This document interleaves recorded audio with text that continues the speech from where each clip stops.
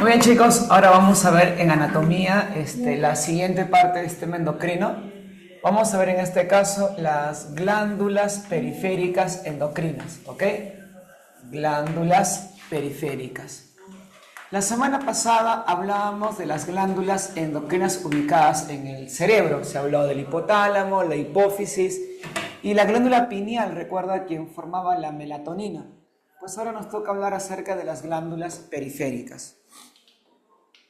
Recuerda el título, bueno, para hacerlo más exacto, sería pues Sistema Endocrino Parte 2.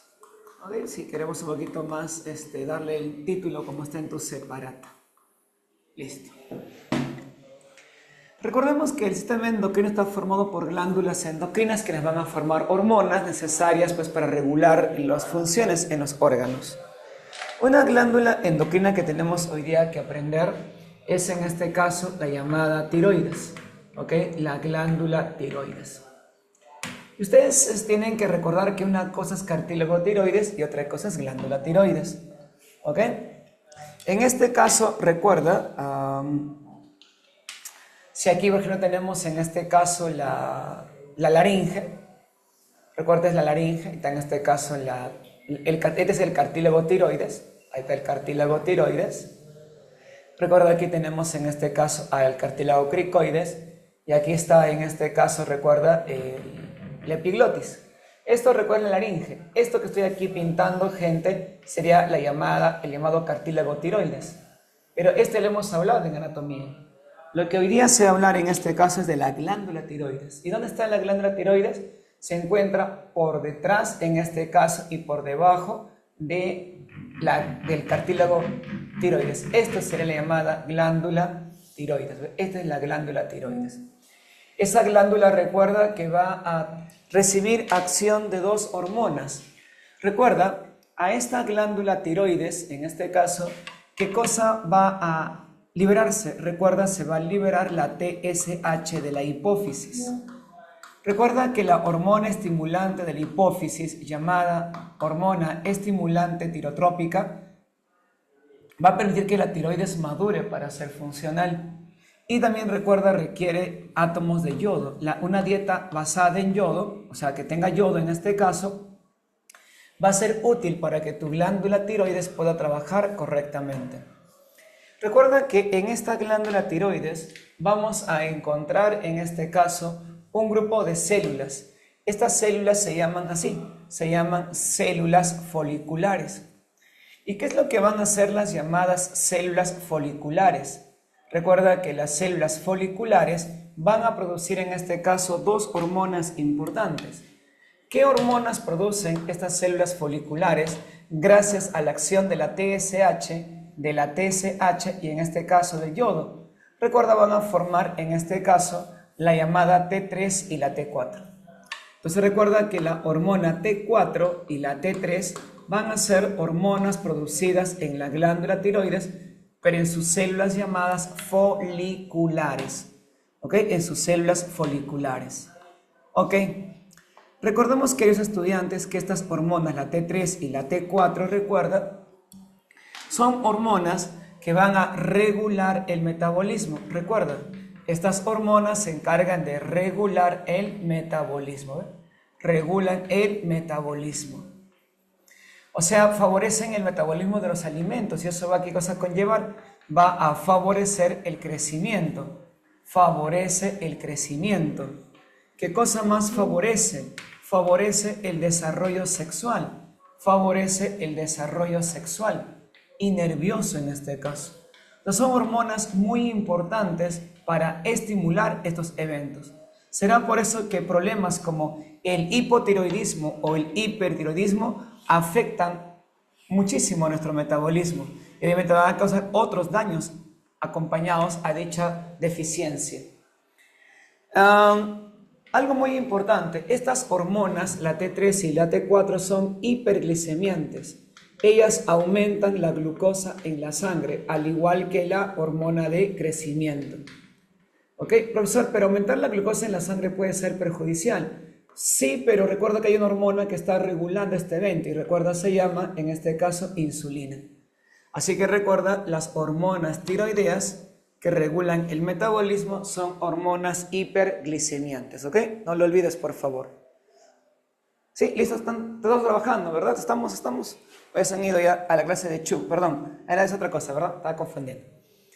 Recordemos que además de las células foliculares, también recuerda que en la tiroides se va a ver otro grupo de células y se llaman células, en este caso, parafoliculares. ¿Y qué es lo que hacen las células parafoliculares? Recuerda que las células parafoliculares van a formar, en este caso, una hormona muy importante. Esa hormona, recuerda, se llama calcitonina. ¿Ok? La hormona se llama calcitonina. ¿Y qué es lo que hace la calcitonina? Es una hormona, recuerda, es una hormona que permite la llegada del calcio de la sangre a los huesos, estimula esa acción. Por eso es una hormona hipocalcemiante. No olvides, es una hormona hipocalcemiante. Porque recuerda, reduce el calcio en la sangre en este caso. ¿Y cómo así lo reduce? Permitiendo su llegada a los huesos. Detrás, chicos, de la glándula tiroides van a haber unos nódulos glandulares. ¿Y cómo se llaman estas glándulas? Estas glándulas, recuerda, son la llamada glándula paratiroides. Así que recuerda que detrás de las glándulas tiroideas se encuentran las glándulas paratiroides. Y la semana pasada hemos comentado que eran cuatro, en este caso, glándulas paratiroides ubicados detrás de cada lóbulo de la glándula tiroides. ¿Ok? Dos a cada lado. Recuerda que esta glándula paratiroides trabaja en función a ¿qué? Recuerda, se regula según la concentración de calcio en la sangre. Trabaja según la concentración de calcio en la sangre. Acá vamos a detallarlo, no te olvides, acá lo vamos a detallar, tranquilo. Igual lo voy a apuntar acá abajo porque es bueno que tengas en cuenta esta acción. Colocamos aquí B entonces, B, glándula paratiroides. Glándula paratiroides. También se le puede llamar glándula paratiroidea también, como tú quieras llamarla. Ya sabes que esta glándula se encuentra detrás de la glándula tiroides. Recuerda que la glándula paratiroides va a tener unas células. Las células de esta estructura se llaman células principales. ¿Y qué es lo que van a formar las células principales de la glándula paratiroides? Van a formar una hormona muy importante, que recuerda su función de qué depende, de la concentración de calcio. Esa hormona, recuerda, se llama la hormona paratiroidea o PTH. ¿Ok? PTH, o llamada también hormona paratiroidea. ¿Ok? Hormona paratiroidea. Bueno, yo le suelo llamar PTH, ¿no? Para no procesar toda esta cosa larga, pero recuerda que PTH se llama hormona paratiroidea en este caso. ¿Y qué es lo que hace la hormona paratiroidea si trabaja en función del calcio? Es antagónica a la calcitonina, se opone a la llamada calcitonina.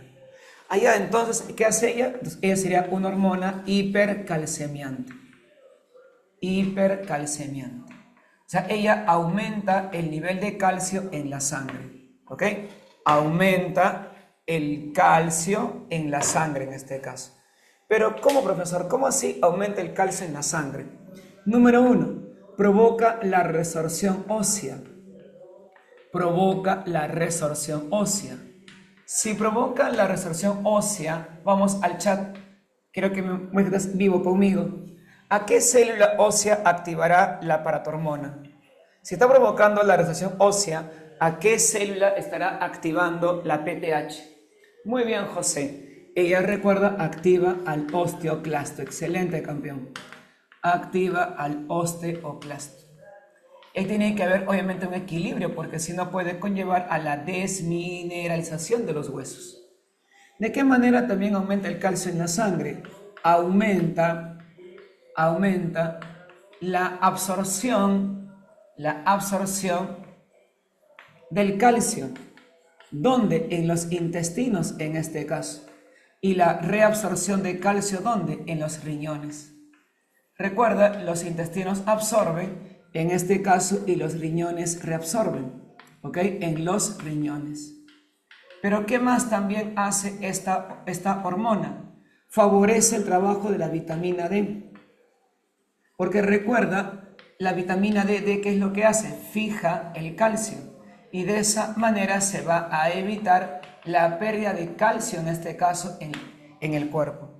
Entonces, es una hormona bastante, en este caso, chamba. Su objetivo, ¿cuál es? Aumentar el calcio en la sangre. Pero ¿qué sucede cuando el calcio está muy abundante en la sangre? Hay que reducirlo.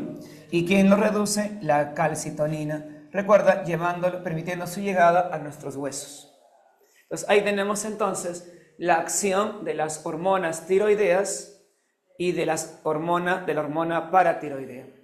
O sea, si aquí tenemos en este caso acá tenemos en este caso la sangre, acá tenemos la sangre, aquí tenemos a la sangre dentro del vaso sanguíneo, ahí está, y aquí tenemos en este caso al hueso, en este caso el hueso.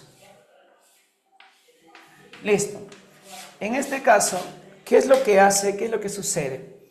Nuestro objetivo va a ser disminuir el calcio en la sangre. Si queremos disminuirlo, ¿a dónde enviarlo? A los huesos. ¿Y quién permite esta llevada del calcio a los huesos? En este caso, recuerda, sería la calcitonina. Por eso, recuerda, ella reduce el calcio en la sangre y lo aumenta ¿dónde? En los huesos. Favorece su mineralización. Pero también en este caso, el hueso va a perder calcio para aumentarlo en la sangre. ¿Qué hormona permite ahora que el calcio llegue a la sangre, causando su resorción y aquí aumente el nivel de calcio? Y eso, recuerda, se llama en este caso hipercalcemia. Sería la PTH. Entonces la PTH disminuye el calcio, en este caso, en los huesos. ¿Y dónde lo incrementa? En la sangre. Pero recuerda, el calcio no solamente llega a la sangre procedente de los huesos, también llega procedente ¿de dónde? De los riñones, en este caso. ¿Ok? Procedente de los riñones. ¿Y qué sucede en los riñones? Pues la reabsorción, recuerda, en el nefrón. ¿Ok? En el nefrón. ¿De dónde más en este caso viene el calcio también? Recuerda, el calcio también va ingresando del intestino, en este caso, del intestino. Pero ¿a quién se fija el calcio? Recuerda, se fija la vitamina D. Y por eso también es que va a activar el trabajo de la vitamina D. Listo. Entonces, ¿cuál es el objetivo de la PTH? Aumentar el calcio como se pueda. ¿Y cuál es de la calcitonina? Hacer que el calcio llegue a tus huesos. Entonces, ¿qué son hormonas antagónicas, pero se complementan a la perfección. ¿Ok? Listo. Con eso estamos ya a la mitad de la clase. Una cosa chiquitita, pequeñita. Vamos ahora en este caso con otra glándula periférica, el llamado páncreas.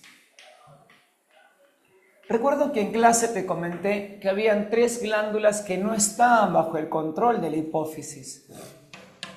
Una, recuerda, era en este caso la llamada paratiroides. Otro, recuerda, era el llamado páncreas y otro, el timo. ¿Por qué la paratiroides no está bajo el control de la hipófisis? Porque su trabajo depende de la concentración de calcio.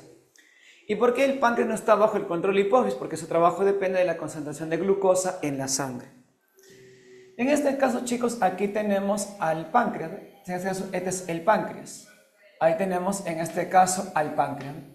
Recuerda que toda esta parte del páncreas es la parte exocrina. Es la parte que va a producir el jugo pancreático, que en una clase hemos hablado totalmente de cuáles son las enzimas que esta produce. Pero ¿sabes qué, hijito? Esta parte exocrina hoy no me interesa, porque lo hemos hablado en clase.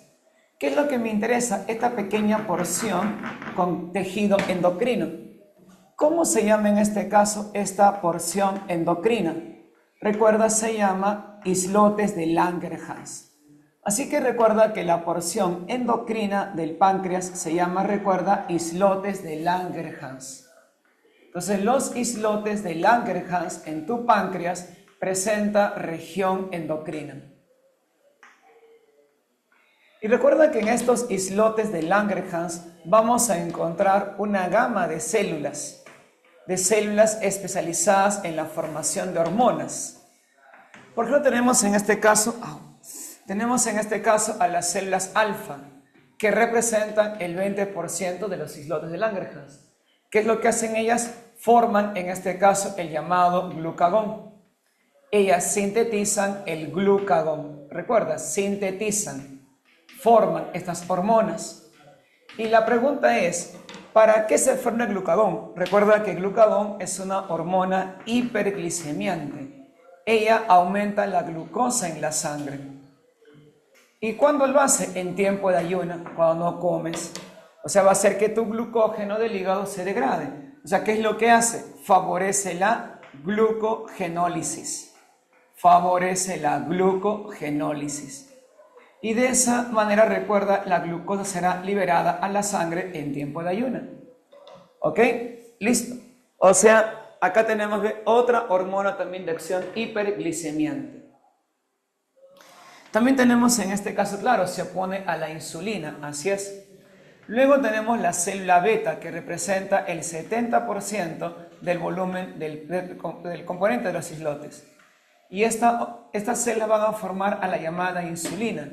Y recuerda, pregunta de examen, ella es la única hormona que es hipoglicemiante, es la única. No hay otra hormona más en tu cuerpo que sea hipoglicemiante. Van a haber varias hormonas hiperglicemiantes, pero es la única hipoglicemiante.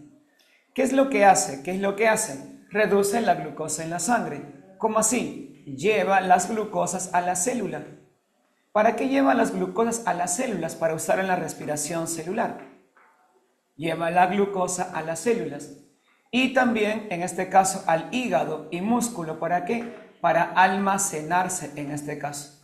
¿Y cómo se almacena? Como glucógeno. Allá, entonces, la formación del glucógeno se debe a la acción de la insulina.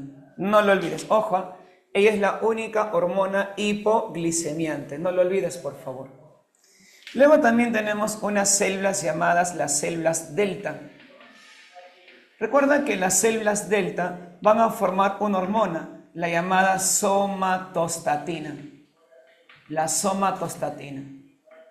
¿Y qué es lo que hace la somatostatina? Inhibe la secreción de glucagón e insulina. Profesor, ¿es bueno o es malo? Claro que está bueno, porque cuando ya bajó la glucosa, en este caso en la sangre, ¿para qué requieres más insulina? ¿Qué le dice la somatostatina al páncreas? ¿Para qué formas más insulina? Suficiente, córtate la producción. Cuando ya aumentó excesivamente la glucosa en la sangre, ¿qué es lo que le dice la somatostatina al páncreas? Páncreas, por favor, deja de formar glucagón, vas a causarle un shock hiperglicémico, un coma diabético a este individuo. Entonces, literalmente es como que está haciendo la revisión de las concentraciones que se requieren de insulina y glucagón en nuestra sangre. Entonces, y ojo, van a haber más células también que van a formar otras sustancias, pero me importa que te acuerdes en este caso de ellas sí o sí en relación, en este caso, al páncreas. ¿Ok? Como acabas de ver, todas funcionan en función de la concentración de glucosa en las. Entonces, la concentración de glucosa en sangre hace que el páncreas trabaje correctamente. Mejor dicho, si aquí tenemos en este caso un vaso sanguíneo, y aquí tenemos en este caso al páncreas, ahí está el páncreas, recuerda, los islotes de Langerhans lo representan. Ahí está, en este caso, el páncreas. ¿Cuándo el páncreas va a trabajar? Cuando se incrementa la glucosa en la sangre, o sea, hay una señal de hiperglicemia, es esa la señal que llega ¿a dónde? Al páncreas. Esa es la señal. Esa es la señal. ¿Y qué es lo que hace el páncreas como respuesta? Libera insulina ¿a dónde? Hacia, en este caso, libera insulina ¿a dónde? Hacia la sangre, para poder regular ese incremento de glucosa en la sangre. Pero ¿qué sucede cuando baja la glucosa en la sangre? Eso, recuerda, se llama hipoglicemia. Esta ahora va a ser la señal que va a llegar, en este caso, al páncreas. Esta es la señal de estimulación, la señal. ¿Y cuál va a ser, en este caso, la respuesta del páncreas ante esa señal? Liberar el llamado glucagón. Como te das cuenta entonces, no es que siempre se libere glucagón e insulina, depende de la señal que va a determinar en qué momento se requiere que se libere dichas hormonas, ¿ok? Listo. Y por último, acá vamos. ¿Tan rápido? Sí, individuos, sí. Tenemos en este caso las glándulas suprarrenales. Recuerda que las glándulas suprarrenales o adrenales son dos glándulas que se encuentran cada una ubicada sobre cada riñón en su polo superior. Recuerda tu clase de anatomía. Acá tenemos en este caso al riñón, ahí está el riñón, y recuerda aquí arriba se encuentra la glándula suprarrenal. Vamos en este caso a ver a mayor aumento a esta glándula suprarrenal. Ahí tenemos, está la glándula en este caso suprarrenal. Recuerda que en la glándula suprarrenal, chicos, van a ver en este caso dos regiones. Una región externa, ¿ok? Y una región en este caso interna. ¿Cómo se le llama en este caso a la región externa? Recuerda, se le llama corteza. Se le llama corteza adrenal. Y recuerda que en esta corteza adrenal se van a producir varias hormonas. Por ejemplo, se forma el llamado cortisol. ¿Ok? En la corteza, recuerda, se forma el llamado cortisol, al cual también, recuerda, se le llama glucocorticoide. Y recuerda que el llamado cortisol es una hormona antiinflamatoria. Será por eso que las hormonas, cuando la gente tiene inflamaciones crónicas, se consume corticoides artificialmente. Prednisona, cortisona, dexametasona. También recuerda, es una hormona que regula, en este caso regula el estrés. Generado el estrés hay que regularlo, si no puede ser dañino. ¿Y quién en este caso regula este estrés? El cortisol. Pero también a la vez es una hormona, ¿qué cosa? Es una hormona hiperglicemiante. También es hiperglicemiante. Y eso obviamente podría ser dañino si es que no se controla esta hiperglicemia. Pero recuerda, ¿quién está controlando esto? La insulina. Otra hormona que produce gente en la corteza. Pero para que se forme el cortisol, ¿qué hormona estimula la corteza? Recuerda, lo estimula la ACTH de la hipófisis. Recuerda, la semana pasada hemos indicado que la hormona adrenocorticotropa estimula a la ACTH para formar el llamado cortisol. Otra hormona también, jóvenes, es la llamada aldosterona, que también ya le hemos hablado en alguna clase. ¿Y cómo se le llama también a la aldosterona? Se le llama mineralocorticoide. Mineralcorticoide. Porque tiene que ver en este caso con el trabajo de minerales que están presentes en la orina o en la sangre. Hablamos del sodio. ¿Qué es lo que hace esta aldosterona? Permite la reabsorción, favorece la reabsorción de sodio en el riñón, de sodio y retención de líquidos. Por eso alguna vez les hablé del sistema RAA, el sistema renina-angiotensina-aldosterona. Este sistema que ayuda a regular la presión arterial en este caso. Y de esa manera, ¿qué hacen, chicos? Aumenta la presión arterial. Entonces, no olvides que esta hormona también se produce ¿dónde? En la glándula suprarrenal, pero en la corteza en este caso, en la corteza. Esa es la corteza. Entonces, en la corteza se forman dos hormonas. En este caso, sí, hay varias hormonas que son hiperglicemiantes. El cortisol, el glucagón, las hormonas tiroideas y las hormonas de crecimiento. Eso es bueno, es necesario, es normal que se dé. O sea, si hablamos de bueno o malo, o sea, no va a ser bueno si es excesivo y va a ser malo si es excesivo. O sea, el bueno o lo malo que no queda, creo que no es lo usable, lo ideal ¿es necesario? Claro que es necesario. Pero alguien tiene que estar regulándolo. ¿Quién es? La llamada insulina. Y por último tenemos en este caso a esta región interna. ¿Cómo se llama esta región interna? Recuerda, se llama la médula en este caso, ¿eh? La médula suprarrenal. ¿Y qué encontramos en este caso en esta médula suprarrenal? Recuerda, en esta médula se van a formar los llamados las llamadas catecolaminas. Aquí recuerda, se sintetiza la adrenalina, la noradrenalina y la adrenalina, llamada también, recuerda, epinefrina, adrenalina o epinefrina. Y recuerda que la adrenalina, en este caso, pues activa al sistema nervioso simpático. Recuerda que el sistema nervioso simpático, hicimos en un cuadro la semana antepasada, que hacía aumentaba el latido cardíaco, recuerda en este caso, dilata los bronquios, favorece la eyaculación, genera vasoconstricción, recuerda es el sistema que mantiene activo en lucha y la huida. Pero también recuerda que son hormonas también hiperglicemiantes. También aumentan la glucosa en la sangre, causa hiperglicemia. Y a ellas también, ¿cómo se les llama? Se les llama las hormonas del estrés. Y eso obviamente es peligroso, porque si el estrés no se regula, pues va a ser complicado para el cuerpo. Así que es importante entender pues que a la adrenalina también, ¿cómo se le llama? La hormona del estrés. Y recuerda, ¿qué cosa es la adrenalina? Es un tipo de catecolamina. Recuerda, cuyo receptor se encuentra en la membrana celular. Entonces, hasta ahí, chicos, sería la información. Entonces, a ver, nuevamente, vamos a un pequeño repasito. Recuerdan que las glándulas tiroides se encuentran por detrás y por debajo del cartílago tiroides. Este es cartílago tiroides, esta es la glándula tiroides.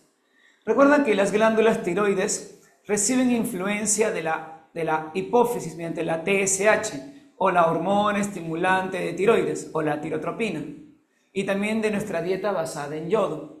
Estas dos sustancias hacen que las células foliculares de la tiroides formen la hormona T4 y T3. ¿Cómo se le llama a la T4 también? Tiroxina, T4 o tiroxina. La T4 se convierte en T3, esta es la forma activa. La T3 es la forma activa de las hormonas tiroideas. Tetrayodotironina, triyodotironina. ¿Qué hacen estas hormonas? Regulan el metabolismo, favorecen el crecimiento, el desarrollo sexual y nervioso.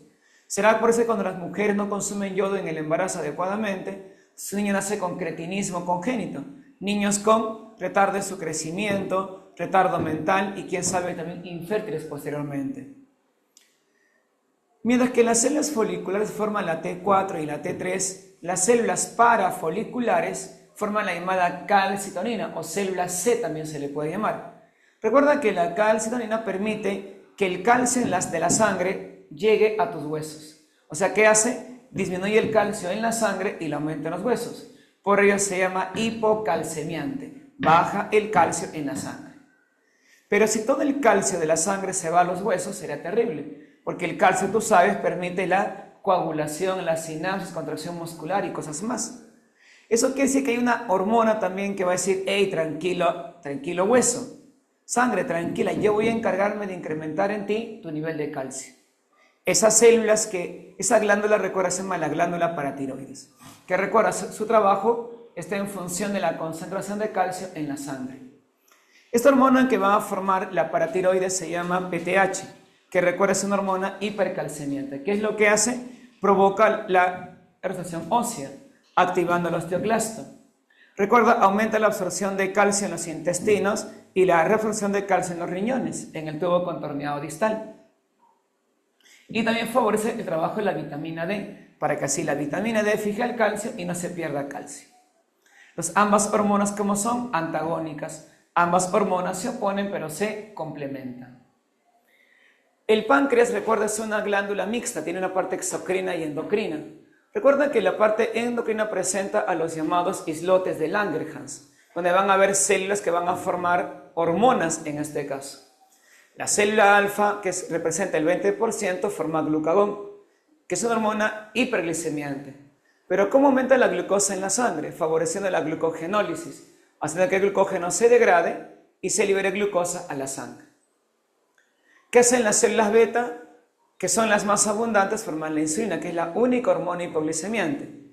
Ella reduce la glucosa en la sangre, llevándolo a las células para la respiración celular o al hígado para almacenarse como glucógeno.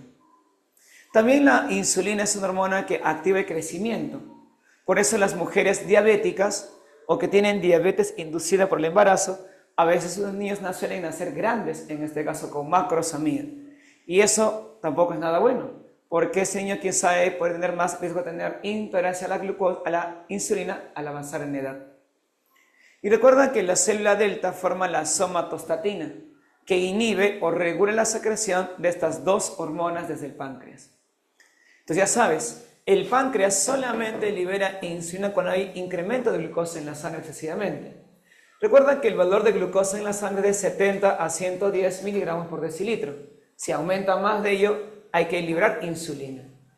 El páncreas, recuerda, libera solamente glucagón cuando baja la glucosa en la sangre. Esa es la señal. La hiperglicemia hace que se libere una hormona hipoglicemiante. La hipoglicemia hace que se forme una hormona hiperglicemiante. Las glándulas suprarrenales o adrenales son dos glándulas ubicadas en el polo superior de los riñones. Toda glándula suprarrenal va a tener dos partes, la corteza y la médula. Recuerda que en la médula se forman las catecolaminas. ¿Quiénes son catecolaminas? Noradrenalina y adrenalina, que son hormonas que van a activar al sistema nervioso simpático, permitiendo pues acciones simpáticas. También recuerda, es una hormona que se encadena el estrés, son las hormonas del estrés. Y eso obviamente también a la par genera hiperglicemia. Por eso hay gente que dice, no, mi doctor me ha dicho que tengo diabetes por estrés, desencadenado por este excesivo trabajo pues de la adrenalina liberado antes, generando un estrés excesivo. En cambio recuerda que la corteza, que es la parte periférica, va a formar tres hormonas, andrógenos, el cortisol y la aldosterona. Para que se forme el cortisol, recuerda, la ACTH de la hipófisis activa la corteza. Se llama, recuerda, adenocorticotropa. La corticotropa o adenocorticotropa permite que la corteza forme el cortisol, que recuerda son glucocorticoides. Recuerda que estos glucocorticoides son hormonas que van a permitir reducir eventos inflamatorios. Sin embargo, como te comentaba, hay personas que tienen problemas inflamatorios crónicos. ¿Y qué es la idea? Consumirlo en este caso, o de repente de forma aguda y grave, pues hay que darle corticoides. Recuerda que también es una hormona que regula el estrés y también es hiperglicemiante.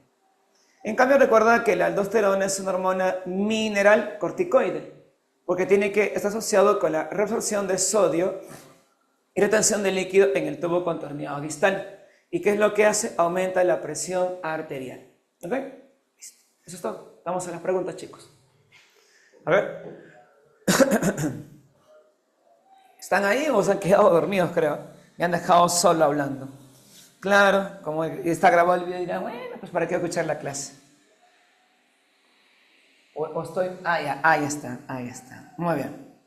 Vamos con la número 1, dice... ¿Cuál es la función, dice, de la glándula endocrina tiroides? ¿Cuál es su función? Regular el metabolismo. Ahí está. Producir hormonas que regulan el metabolismo. Aquí está. Vamos con la número 2. La número 2. La semana pasada hemos comentado que cuando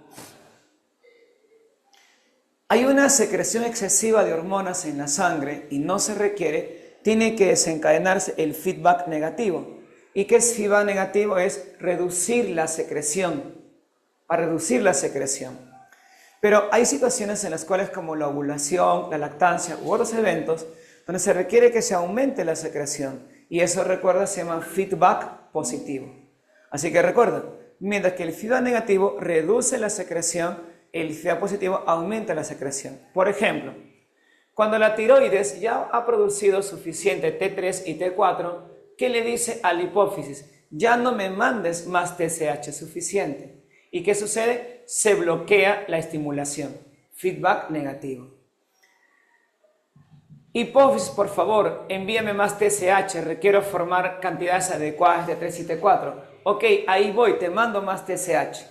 Feedback positivo, aumenta la secreción, ¿ok? No lo olvides. Así que en este caso, en la número 2 dice,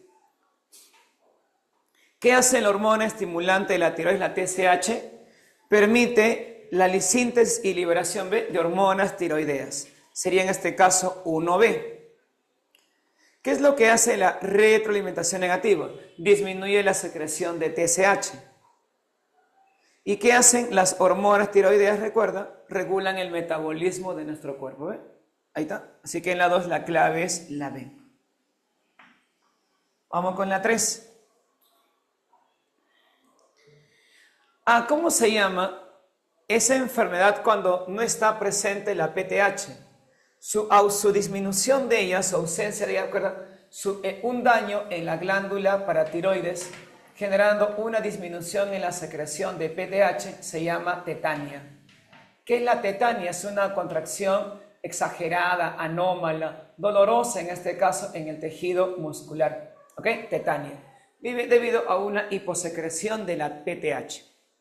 Un paciente acude al hospital con síntomas de debilidad muscular, calambres frecuentes y tetania.